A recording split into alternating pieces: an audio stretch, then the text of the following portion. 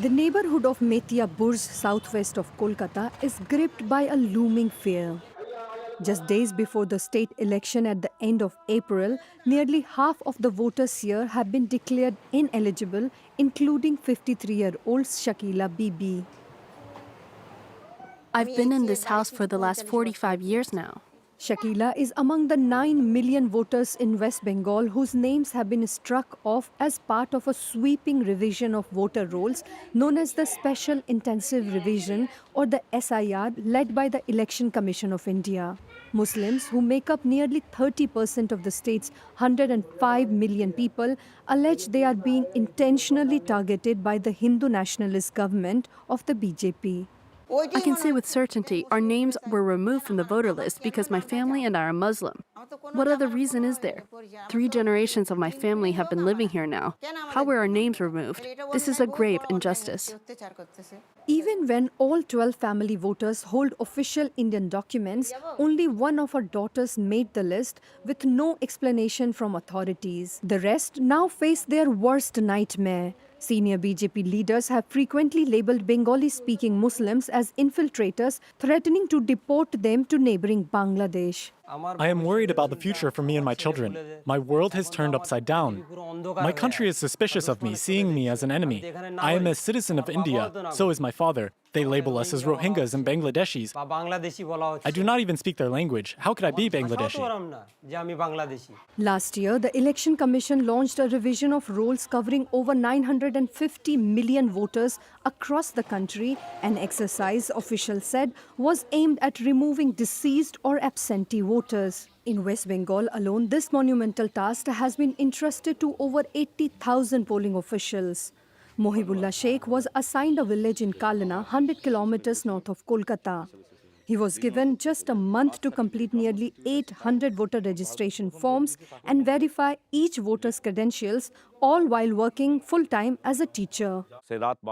We worked until midnight or 1 a.m. going from house to house, even waking people up from their sleep to get the forms submitted, and then we had to frantically collect and resubmit all those forms. We were thrown into a spiral, which was nearly impossible to navigate.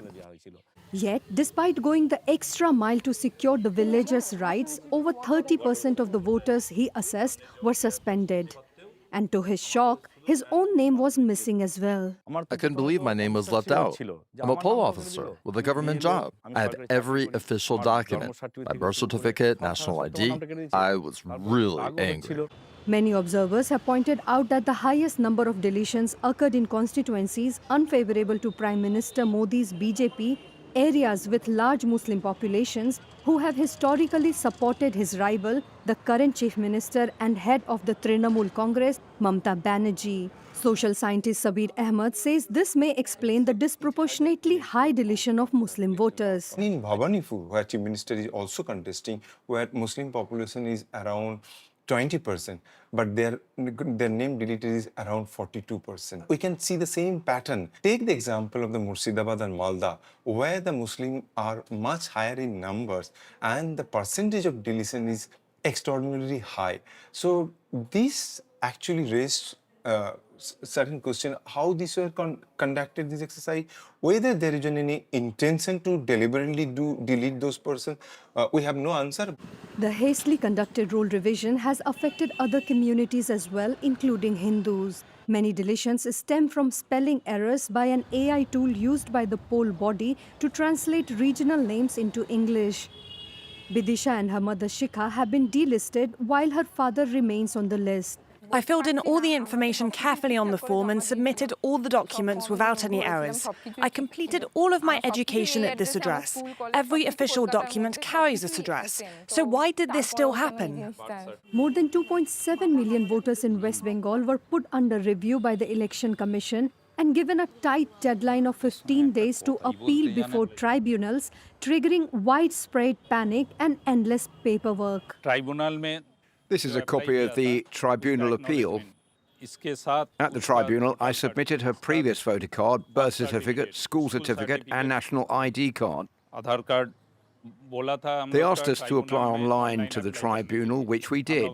Later, they told us to submit all the documents offline at the district magistrate's office. I did that too. I went there twice to inquire what was next, but they did not help me. The last such intensive role revision across India was 2 decades ago. Poll experts are questioning the rushed timeline of the current cleanup, particularly since it was done in many states just weeks before the elections. Former Election Commissioner of India, S.Y. Qureshi, says the scale of these deletions is a fundamental blow to public trust in the institution. It took us 30 years to achieve 99% accuracy. Now, Election Commission is trying to do that in 30 days, or maybe 2 months, or maybe 3 months. It's impossible because the original existing rules have been thrown into the dustbin. This is something which is beyond the spirit of the Constitution and totally unfair and unjust.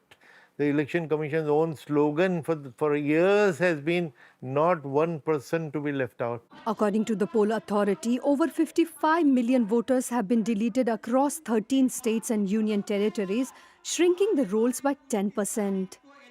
As the controversial drive expands nationwide, millions more in the world's largest democracy risk losing their right to vote with no clear legal recourse.